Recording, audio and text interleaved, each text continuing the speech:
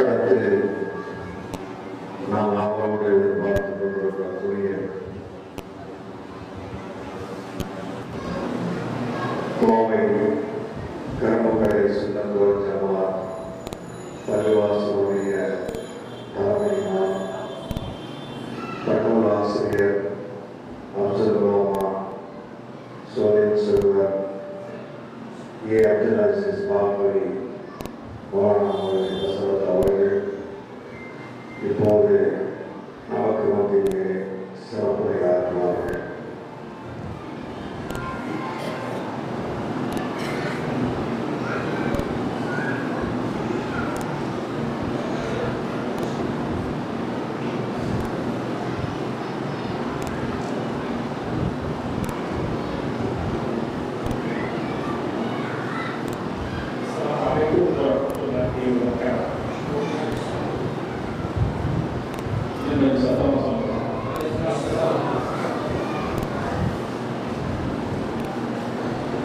نحمده ونصلي على رسوله الكريم أما بعد فقد قال الله تعالى في القرآن العظيم والفرقان المجيد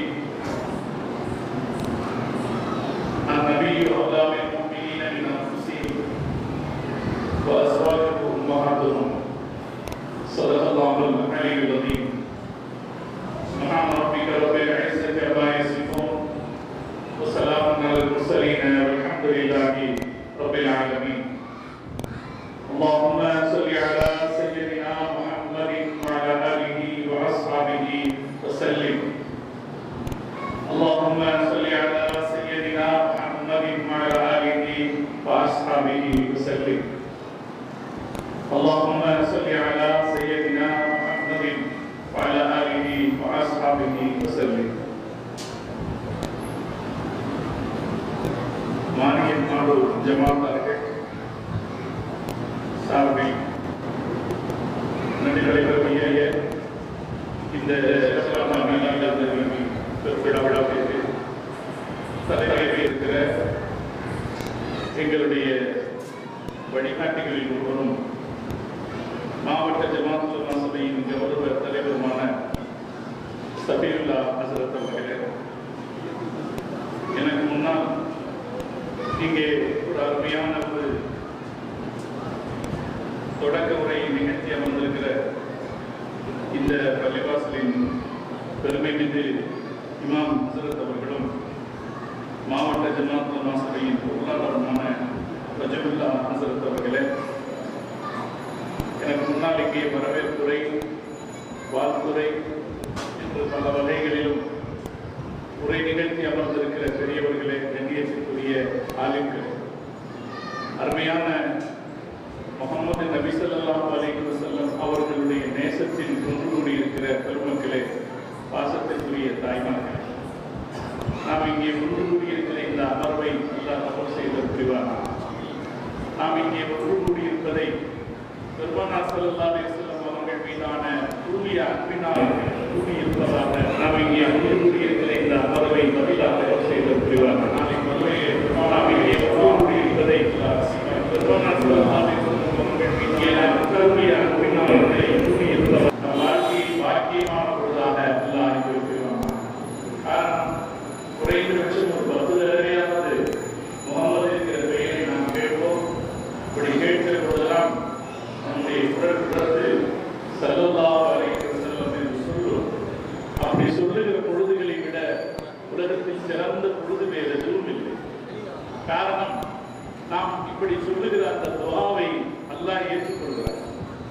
ஸல்லல்லாஹு அலைஹி வஸல்லம் என்று துஆ சொன்னால் ஒரு துஆ தானே. யா அல்லாஹ், எங்கள் நபிக்கு கருணை காட்டுவாயாக, கிருபை செய்வாயாக என்ற துஆ. அந்த துஆவை யார் கேட்டாலும் அல்லாஹ் ஒத்துக்குவான். ஒரு திருடன் கேட்டா கூட அல்லாஹ் இந்த துஆவை ஒத்துக்குவான். ஸலவாத்தின் துஆவை அல்லாஹ் ஒத்துக்குவான். அதனால் நாம் அங்கீகரிக்கப்பட்ட துஆவை பெறக்கூடிய சமயம் ஸலவாத்தினுடைய நேரம், மீலாதுடைய சபை ஒரு தடவைக்கு பல தடவை ஸலவாத் சொல்லுகிற சபை, அது நம் வாழ்க்கையை மணக்க வைக்கிற சபை. அல்லாஹ் தஆலா இந்த சபையை பெருமானாருடைய ஸலவாத்துக்களால் மணக்க செய்வானாக. அதன் பொருட்டு நம்முடைய வாழ்வை அல்லாஹ் மனமிக்கதாக ஆக்கி புரிவானாக.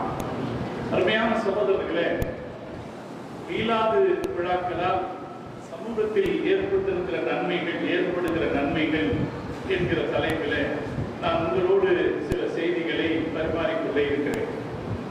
அதற்கு முன்னதாக நபி ஸல்லல்லாஹு அலைஹி வஸல்லம் அவர்கள் விஷயத்தில் நம்முடைய கடமை என்ன என்பதை நாம் உணர்ந்து கொள்வதற்கேற்ற சில செய்திகளை உங்களோடு பகிர்ந்து கொள்ள விரும்புகிறேன்.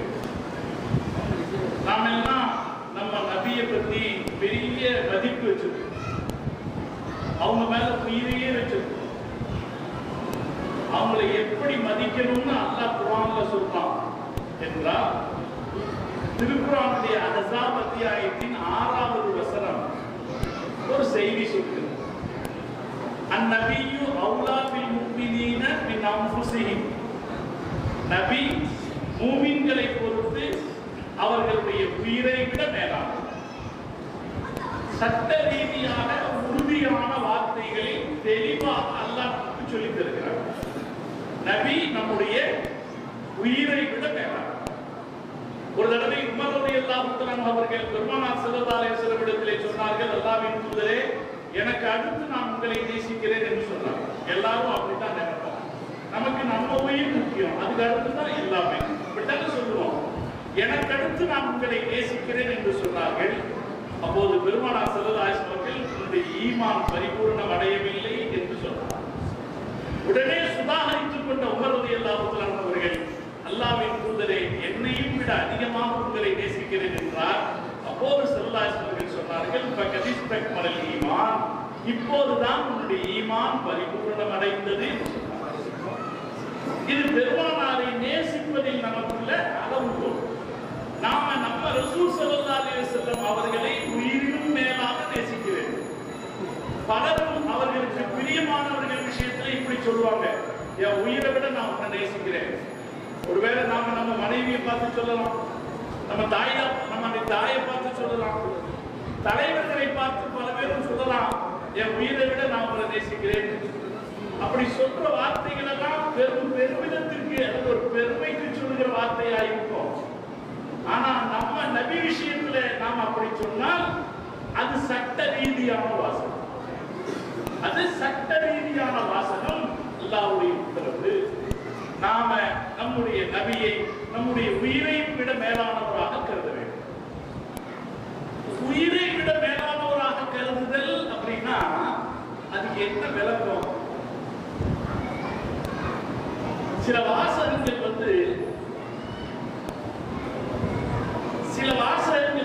பொத்தம்பதுவா மனசுல உட்கார்ந்து, ஆனா அதுக்கு என்ன கருத்து அப்படிங்கிற ஒரு தெளிவு இருக்காது. உயிரை விட நமக்கெல்லாம் அந்த ஆனா அதனுடைய கருத்து என்ன? திருக்குர்ஆனுடைய அறிஞர்கள் அதன் கருத்து வஅவுலாதிஹிம் வமன் கான மஅஹும் பிர்ரசூல், மூமின்கள் அவர்களுடைய பிள்ளைகளை, அவர்களுடைய குடும்பத்தை, அவர்களோடு யாரெல்லாம் இருக்கிறார்களோ எல்லாவற்றையும் ஆக்கிவிட வேண்டும். எல்லாம் இருக்கிறதோ அவை எல்லாவற்றையும் பெருமானாருக்கு சொந்தமாக்கி இருக்கிறார்கள். அவர்களுக்கு சொல்லுவது தாய்மார்கள் சொல்லி இருக்கிறேன். வீட்டு குடும்ப தலைவிங்கிற இடத்துல அம்மாவுடைய பேர் இருக்கலாம். குடும்ப தலைவர் நம்முடைய தலைவர் முகமது ரசூலுல்லாஹி ஸல்லல்லாஹு. இந்த வீடு யாருக்கு சொந்தமானது? என் தலைவர் முகமது கட்டப்பட்டதாக இருக்கலாம். இந்த குடும்பம் இருக்கிறதே அது பெருமானாருடைய வீடுகளில் பிள்ளைகளை வளர்க்கிற போதே நம்ம ரசூலுல்லாஹ் என்று சொல்லி வளர்க்க அல்லாஹ் தௌஃபீக் செய்வானா. இந்த கூட்டத்திலிருந்து வெளியேற்ற போது நாம் ஒரு தீர்மானம் அவர்களை நேசிப்பதுதான் என்கிற உணர்வு நம் சகோதரிகள், நம்முடைய தலைவர் முஹம்மது ரசூலுல்லாஹி ஸல்லல்லாஹு அலைஹி வஸல்லம் அவர்களை நம்முடைய நபி என்று சொல்லி அவர்கள் பெயர் சொல்லி பழக்க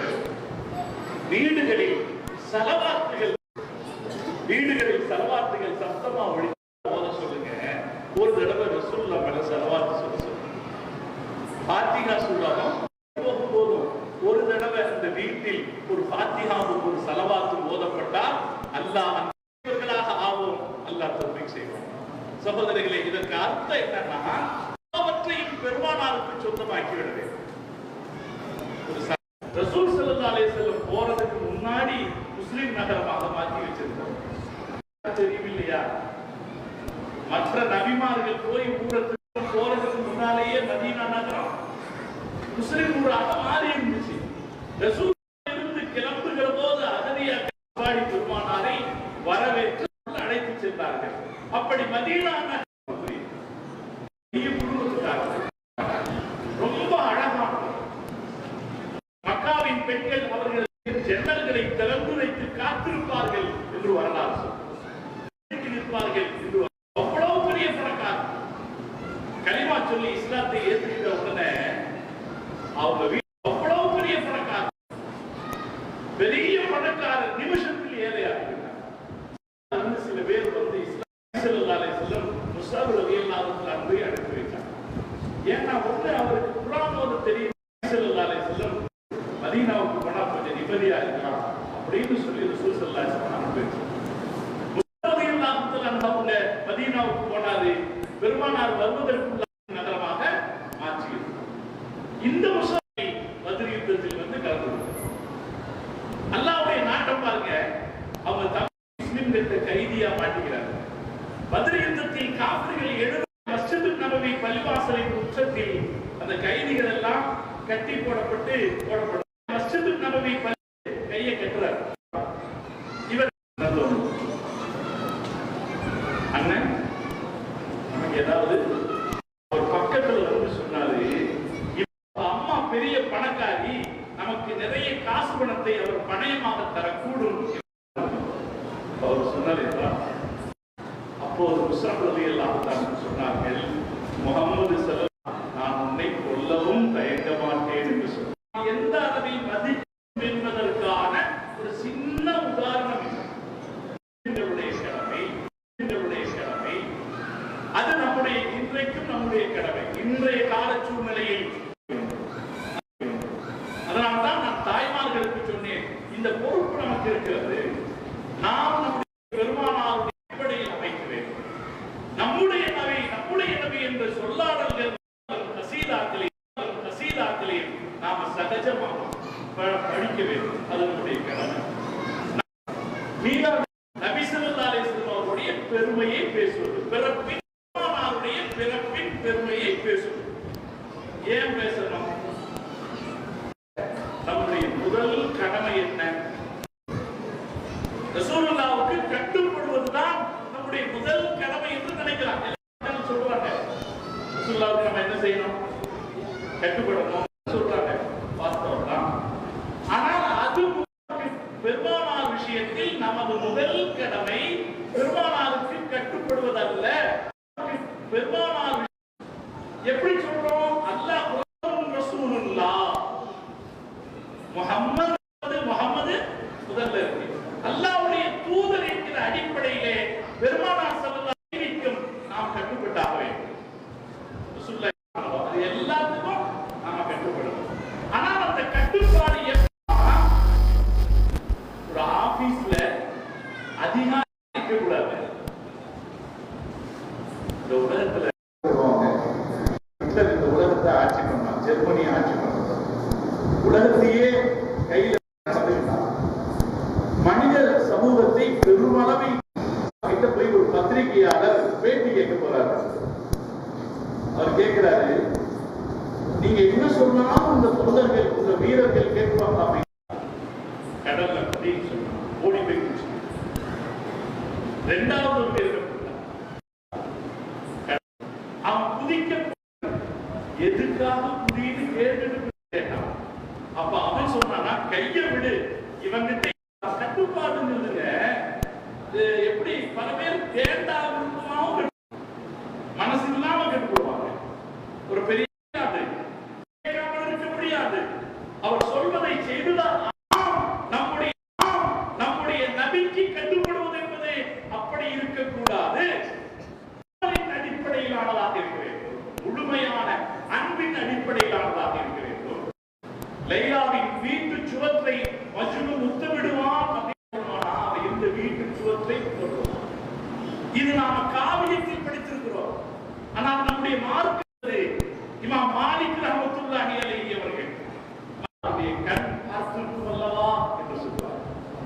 இது ரசூல் ஸல்லல்லாஹு அலைஹி வஸல்லம் பார்வைப்பட்டிருக்கும். இந்த அன்பின் அடிப்படையிலான முஹம்மது ரசூலுல்லாஹ். முதல்ல அவங்க யாருங்க? முஹம்மது நமது நேசத்திற்கும் நமது புகழுக்கும். அவர் ரசூலுல்லாஹ் புகழணும்னா எப்படி புகழ முடியும்? ஒருத்தர் உண்மையா புகழணும், மனசுக்குள்ள அந்த அன்பு நேசம் இருந்தா தான். பெருமானார் விஷயத்திலே நம்முடைய கடமை முதல்ல நபி ஸல்லல்லாஹு அலைஹி வஸல்லம் புகழ்ந்தாங்களா? மீலாது இப்படி எல்லாம் வழக்கே இல்லை. இப்ப நம்ம ஊர்லயே ஒரு 10-30 வருஷத்துக்குள்ளதான் அந்த படத்தை வந்துச்சு. இது முன்னாடி விழா கொண்டாடுறது, பிறந்த நாள் கொண்டாடுறதுன்றது நடைமுறை இருக்கிற.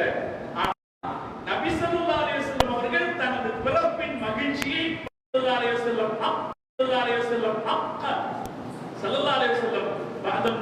நபி ஸல்லல்லாஹு அலைஹி வஸல்லம் அவங்க ஹகீகா யாருக்கு கொடுப்பாங்க? குழந்தைங்க இந்த பெற்றவங்களுக்கு கொடுப்பாங்க. மகிழ்ச்சி இருக்குது, அவங்க ஹகீகா கொடுத்துருக்காங்க. அது மட்டும் இல்ல, நம்ம எல்லாரும் ஒரு நபி இல்லையா? நபி அவர்களும் திங்கட்கிழமையில் நோன்பு வைப்பவர்களாக இருந்தார்கள். நபி ஸல்லல்லாஹு அலைஹி வஸல்லம் அவர்கள் தனது பிறப்பின் மகிமையை அவர்கள் வெளிப்படுத்தி பிற்காலத்தில் கூட்டம் போட்டு பெரிய அளவில் மக்களை திரட்டுகிற ஒரு கூட்ட வழக்கத்தை நம்முடைய முன்னோர்கள் முஸஃபருதீன் கோக்பூரம் என்கிற ஒரு அரசர், சலாஹுத்தீன் அய்யூபி இல்லையா? சலாஹுத்தீன் கேள்விப்பட்டிருக்கீங்களா இல்லையா? முன்னாடி சகோதரியை திருமணம் செய்தவர். அவர் தான் முதல்ல என்ன செய்தாரா? நிறைய வரவழைச்சார்.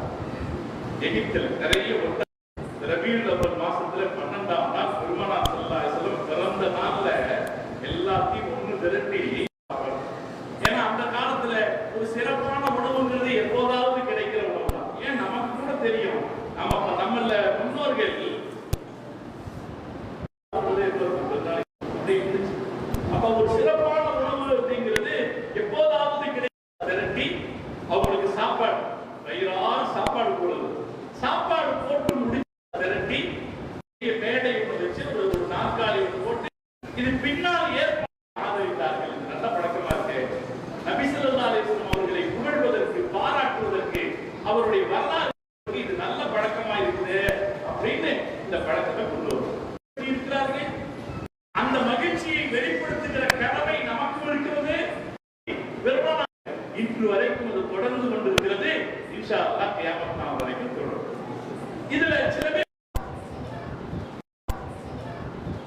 கேள்வி கேட்டுட்டா பெரிய மனுஷன் ஆயிடலாம்னு நினைக்கிறாங்க நிறைய பேர்.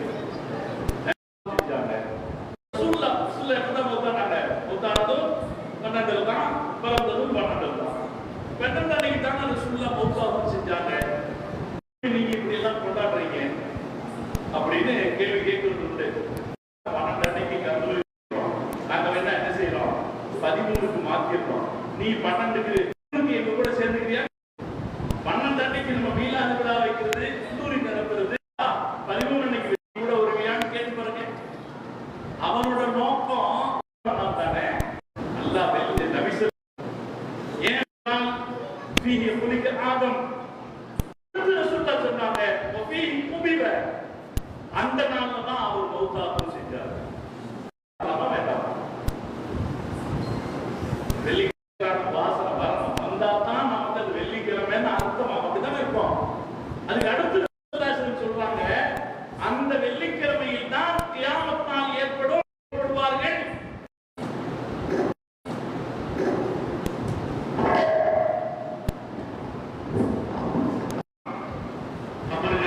கியாமத் நாள் ஏற்படும் அப்படின்னு வரும்போது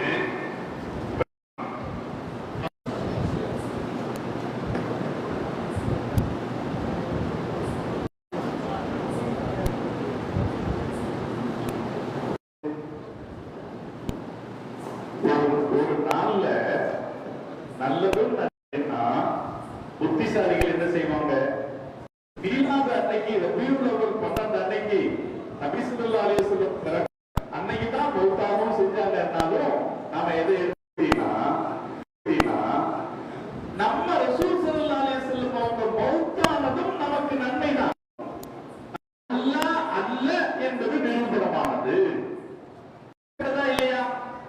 ஈமான் பாதுகாப்பை நிரூபிக்கிற இல்லை.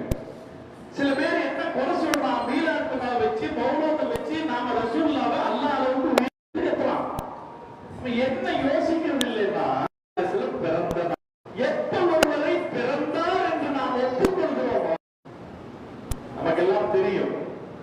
குல்ஹுவல்லாஹ் சூரா, அந்த சூரா எப்ப இறங்குச்சு? மக்காவுடைய குறைஷிகள் ரசூலுல்லாஹ்ட்ட கேட்டாங்க. பழக்கமே என்னன்னா ஜாதி தெரிஞ்சுக்கிறது.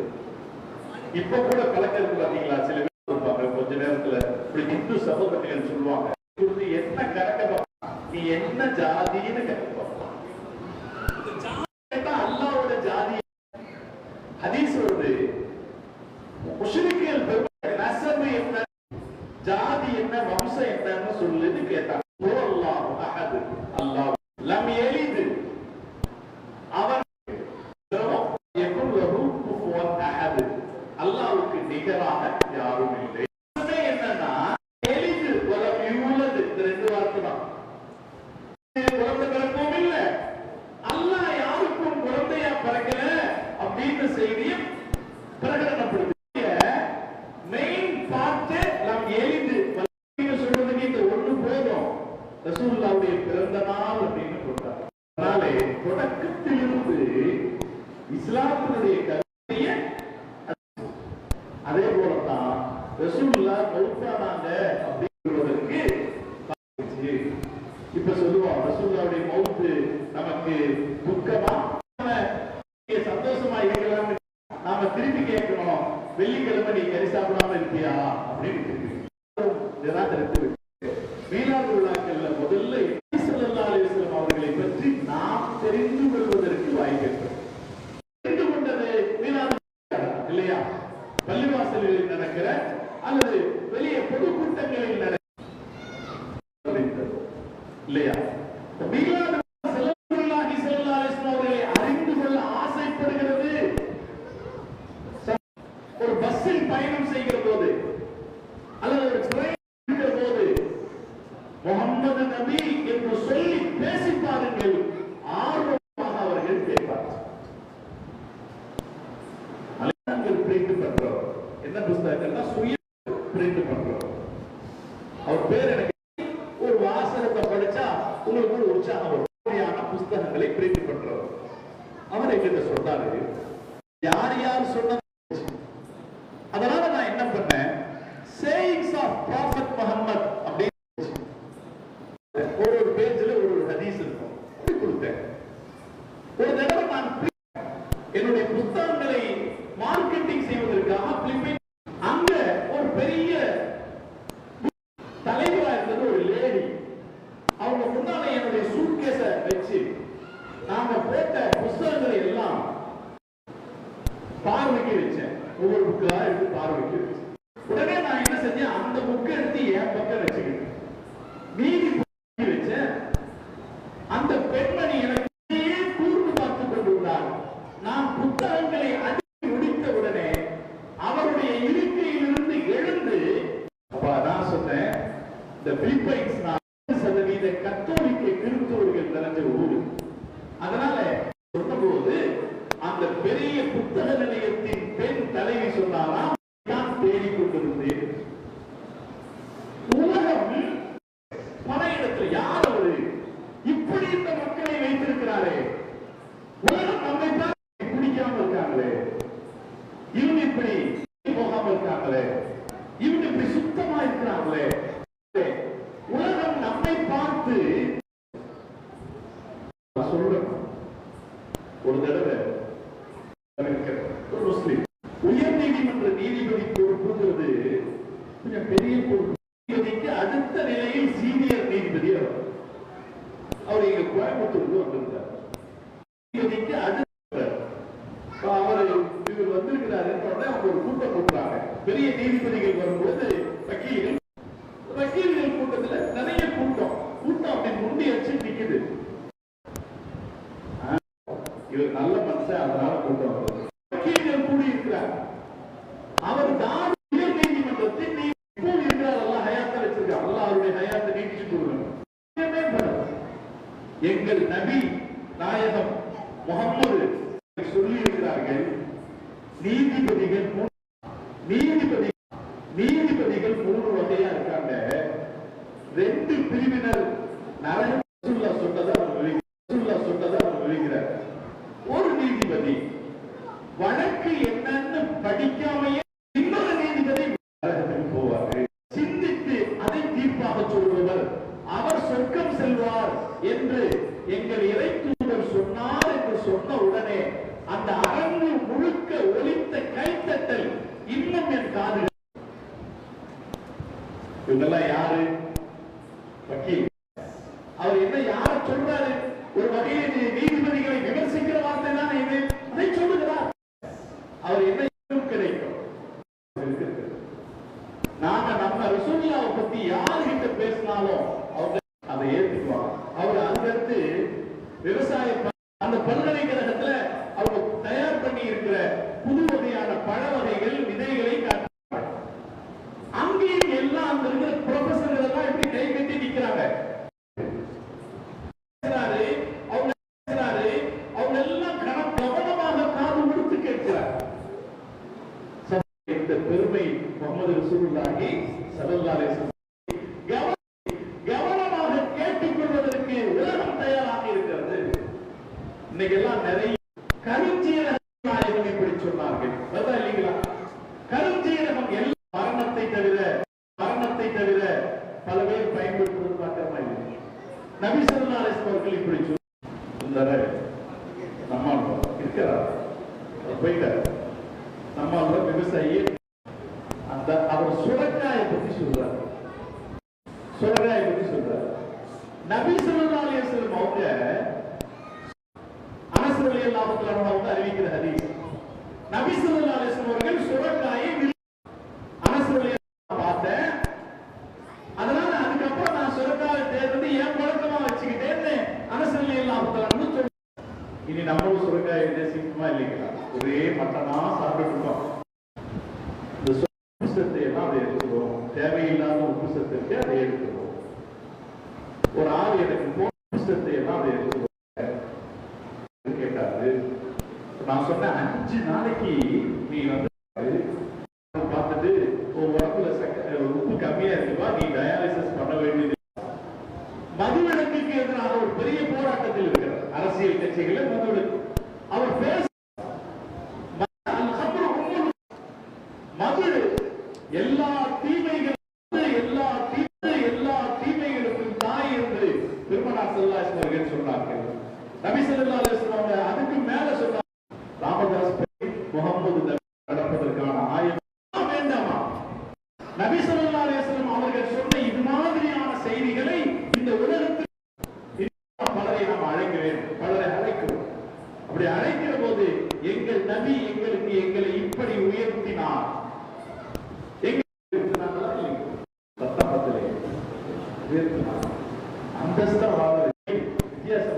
வித்தியாசம் நம்மை ஒரு பலத்து பறவைகள் போல உட்கார வைத்த பெருமை பெருமானார் ஸல்லல்லாஹு அலைஹி வஸல்லம் தானே இருக்கிறது. நான் நம் சகோதரிகளை யோசிக்க சொல்வேன், பங்கு இருக்கிறதா இல்லை? ஒரு பெரிய ஐஏஎஸ் ஆபீசர் இப்படி வந்தார். பார்த்தா எல்லா வெளிநாட்டுல வேலை பணக்காரங்க எல்லாம் இல்லை, சாதாரண வியாபாரிங்க எப்படி இவ்வளவு பணக்காரங்க எல்லாம் இல்லை. நாங்க குடிக்க மாட்டோம், 500 ரூபாய் சம்பாதிச்சாலும் 500 ரூபாய் அப்படி. அவன் ஆச்சரியப்பட்டானே உண்மை. நம்முடைய சம்பாத்தியம் அவன் வீட்டுக்கு எவ்வளவு போய் சேருகிறது என்பதற்கு ஏதாவது உத்தரவாதம் இருக்கிறதா? அவன் கொண்டு போவதில்லை என்பதை துன்புறுத்துகிறானே.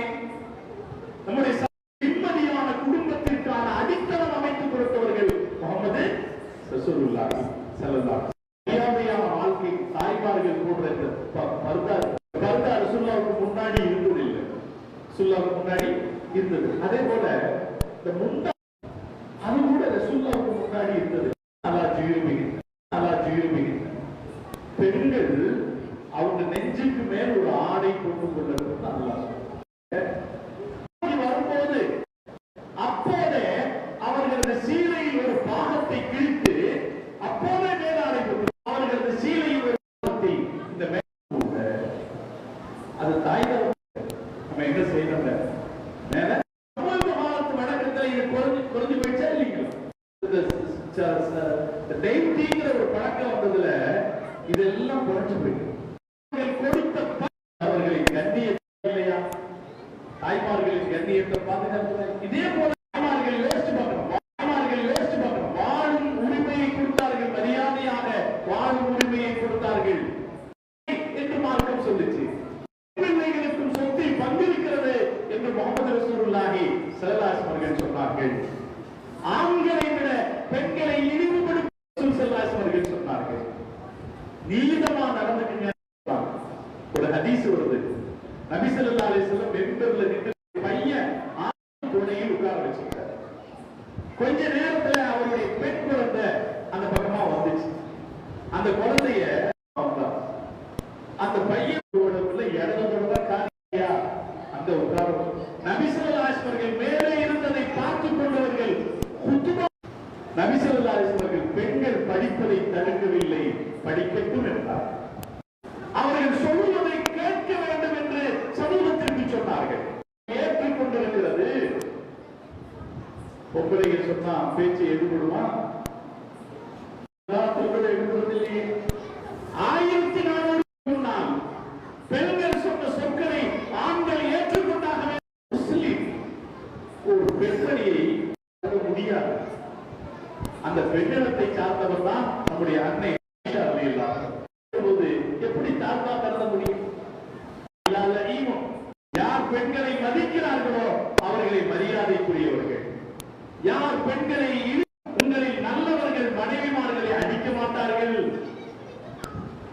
இதெல்லாம் ரசூல் ஸல்லல்லாஹு அலைஹி வஸல்லம் நம்ம தாய்மார்கள் உயர்த்தி வச்சு யோசிச்சு பார்க்கணும்.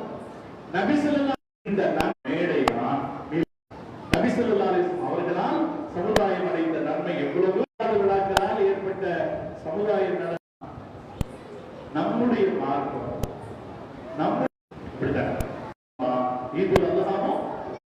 சாப்பாடு கொடுத்து அவர்களை மகிழ்ச்சிப்படுத்தி பிறகு பெருமானாருடைய சொற்பொழிவுகளுக்கு ஏற்பாடு செய்தார் சொல்றேன். நல்ல சாப்பாடு கிடைக்கிறது, உணவு கொடுக்கிற ஒரு ஏற்பாடு செய்யப்பட்டிருக்கிறது. யார் மக்களிலே சிறப்பாக வேலை செய்கிறார்கள். நீங்க இதை நம்ம விழாக்கள் நாம தரம் உயர்த்தம் 30 வருஷமாக அவர்களை பாராட்டுகிற ஒரு நிகழ்ச்சியாக வைக்கிறோம். நாம ரசூல் ஸல்லல்லாஹு அலைஹி வஸல்லம் அவர்கள் பேரால விருது கொடுக்கிறோம். பாடுபடுறாரு, பாராட்டணும். பெரிய மனிதர்கள் இருக்கலாம், அவர்களை பாராட்டுகிற ஒரு நிகழ்ச்சியாக மீலாது விழா வைக்கிறோம். முற்காலத்தில் மீலாது விழா ரசூல் ஸல்லல்லாஹு அலைஹி வஸல்லம் அவர்களுடைய பெருமை கொடுத்தாங்க. காசு கொடுத்த கந்தூரி சாப்பாடு, ரசூலுல்லாஹ் பேர்ல செய்யற கந்தூரி சாப்பாடு காசு கொடுத்தவர்களுக்காக மட்டும் கொடுக்கப்படுது இருக்கக்கூடாது. ஆனா காசு வேண்டாம், காசு கொடுத்தவர்களுக்கு கொடுப்பது போல வசதி அற்றவர்களுக்கும் நாம் தர வேண்டும். ரசூலுல்லாஹி ஸல்லல்லாஹு ஏதாவது ஒரு உதவி செய்யலாம். விதவை பெண்கள் இருந்தால் அவர்களுக்கு ஒரு உதவி செய்யலாம். கல்விக்காக பெருமானாரின் பெயரால் அவருக்கு ஒரு உதவி செய்யலாம். நபி ஸல்லல்லாஹு அலைஹி வஸல்லம் அவர்கள் சொன்னார்கள், நீங்க தேவையை நிறைவேற்றுவீர்களானால், நம்ம ஒரு ஆளு கஷ்டப்படுறாரு, கடன்ல இருக்காரு அல்லது வேற கஷ்டத்தில் இருக்காரு, அவருக்கு உதவி செஞ்ச இடத்திலேயே முஸ்லிம்களுக்கு ஏற்படுற ஆக நெருக்கடியான நேரம் இருந்தாங்க. நம்முடைய நன்மைகளும் தீமைகளும் இடைபெறுகிற இடத்துல நம்முடைய நன்மை ஸல்லல்லாஹு அடுத்து சொல்றாங்க, அவரின் நன்மையின் தட்டு தாழும் என்றால் சரி, இல்லை நான் அவருக்காக பரிந்து பேசுவேன். மீளாத இந்த தர்மம் வந்துச்சு, அது முடிஞ்ச அளவுல செஞ்சாங்க. நாம நம்ம ஊர்ல கூட அடுத்தடுத்த மீளாத விழாக்கள் வருகிற போது எதனையும் நாம பரப்புற சேர்த்து செய்வோமே என்ற சிந்தனையை நாம் பரப்புறோம். மீளாத விழாவின் அடுத்த பெரிய நன்மை என்னன்னா, நம்ம ஊரை பொறுத்த வரைக்கும் மாற்றம் ஏற்படுவதற்கு பெரிய அளவில் உதவியாக இருந்தது. நான் அண்ணாவை சந்தித்ததே எல்லாம் சொல்றாரு. அண்ணா சொல்றாரு, நான் 300க்கும் மேற்பட்ட மீளாத விழாக்கள் 29 1929 18/8/1900 நடைபெற்ற முகமது நபி பிறந்த நாள் விழா நமக்கு நாள் இல்லையே. சும்மா பெருமைக்கு பெருமை பேசுறாரு கிடையாது. அவர் கலந்துக்கிட்டார். கலந்துக்கிட்டதுல சொல்றாரு, நீங்க தலைவராகவே என்று கேட்டுவிட்டு நபியை மனிதத்தன்மைக்கு மேலானவர் சிறந்த பாராட்ட வேண்டும் என்று நான் நினைக்கிறேன். எனக்கு அந்த நினைப்பு. இந்த நிகழ்வு அப்படி நடக்கிறது. இது ஒரு மனிதனை பூஜிக்கிற நிகழ்வாக இல்லாமல், அவரை மனிதத்தன்மைக்கு அப்பாற்பட்டவராக கருதுகிற நிகழ்வாக இல்லாமல் இது நடக்கிறது. அதனால் நான் இன்னும் கொஞ்சம் தீக்காட்டாரு. அவர் நபி விஷயத்தில் பேச வர்றதா இருந்தா கொஞ்சம் படிச்சுட்டு தானே வரணும். நிறைய இந்த கூகுள்ல உங்களுக்கு தெரியும். பெருமான மீலாது விழாவை பார்த்தீங்கன்னா இந்த பெரிய பேச்சு இருக்கு, நீண்ட பேச்சு. அதுல அவர் சொல்றார், முகமது நபி அவர்களின் மதமே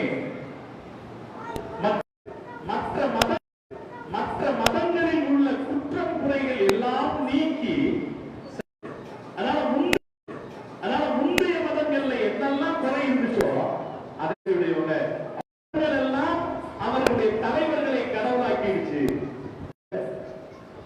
புத்தர் தன்னை கடவுள்னு சொல்லல, எதிரானவங்க. இங்க எல்லாம் சிலை வணக்கத்துக்கு எதிரானவங்க.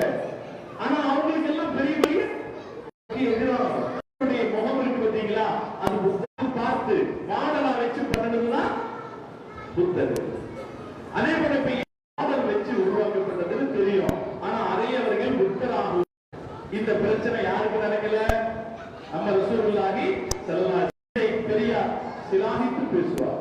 நிறைய யாரெல்லாம் தமிழ தகுதிமிக்க மரியாதைக்குரியவர்களாக இருந்தார்களோ அவங்க எல்லாரும் எங்க பேசி மற்ற எல்லோரும் கூட்டத்தில் அவங்க பேசினாங்கிறது அல்ல, அவங்க பேசுறதுக்கே நம்ம தான் கூட்டத்தை கொடுத்துருக்கோம்.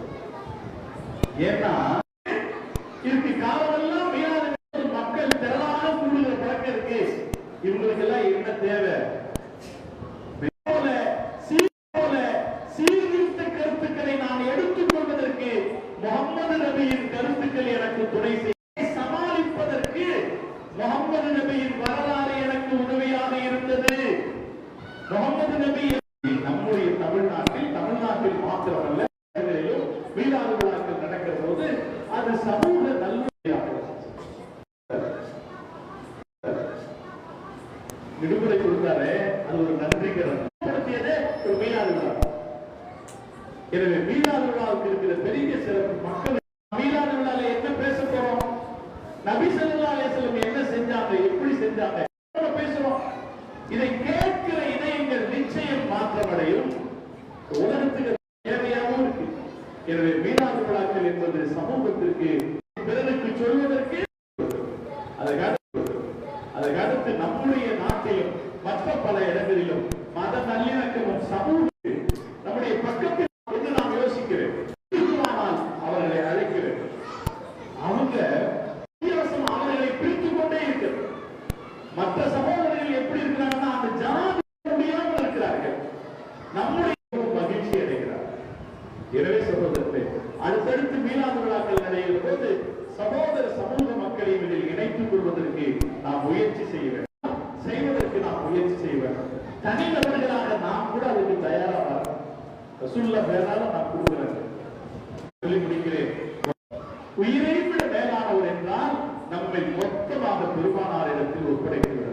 அப்படி ஒப்படைக்கும் போது அவர்களுடைய அந்த ஒரு காலகட்டத்தில் எல்லா காலங்களிலும் முகமது என்கிற பெயர் நம்மை உயர்த்தித்தான். முகமது என்று யாரும் கேட்க மாட்டார்.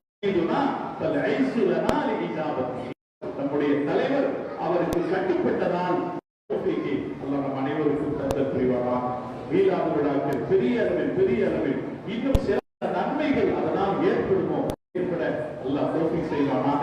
நம்முடைய பகுதியிலே நாள் வரைக்கும் சிறப்பாக நடந்து இந்த நகரத்தில் இந்த ஊரில் இருக்கிற எல்லா மக்களும் வளமாவதற்கு அல்லாஹ் அந்த நிகழ்ச்சியை காரணமாக்கி வைப்பானாக.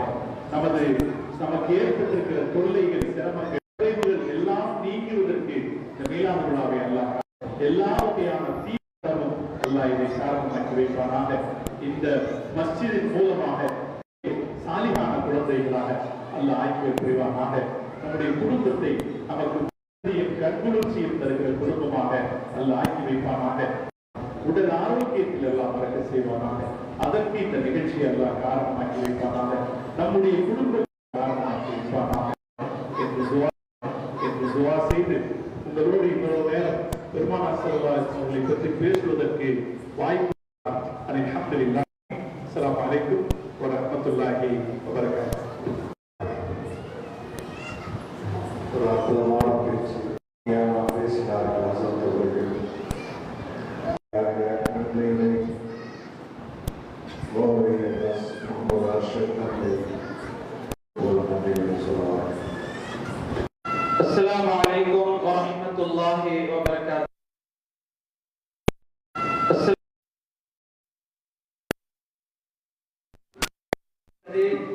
சிறப்பான சஃபியுல் ரஹ்மான் முத்தலாக்கு ஹாஃபிஸ் முகமது இஸ்லாம் அவர்களுக்கும் நமது ஊராட்சி மன்ற தலைவர் ஹராஜுதீன் அவர்களுக்கும் வாழ்த்துறை வழங்கிய நம் அல்-அக்ஸா ஜாமியா மௌலவியே முகமது வஜ்ஹுல்லா மாவை ஹஜ்ரத் அவர்களுக்கும் ஏ அப்துல் அஜீஸ் பாக்கவி ஹஜ்ரத் அவர்களுக்கும் மற்றும் சீரும் சிறப்போடும் ஓடி அமைத்து தந்த அவர்களுக்கும் அல்லாஹு கைரத் ஜஸா ஃபித்தாரை. அஸ்ஸலாமு அலைக்கும் வரஹ்மத்துல்லாஹி வபரகாத்துஹு.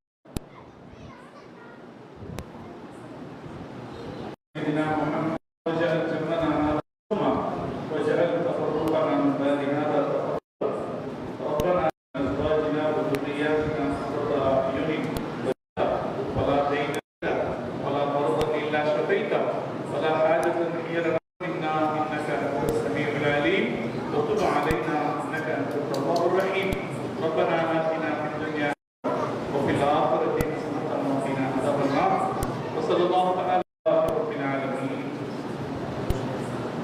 صلى الله عليه وسلم.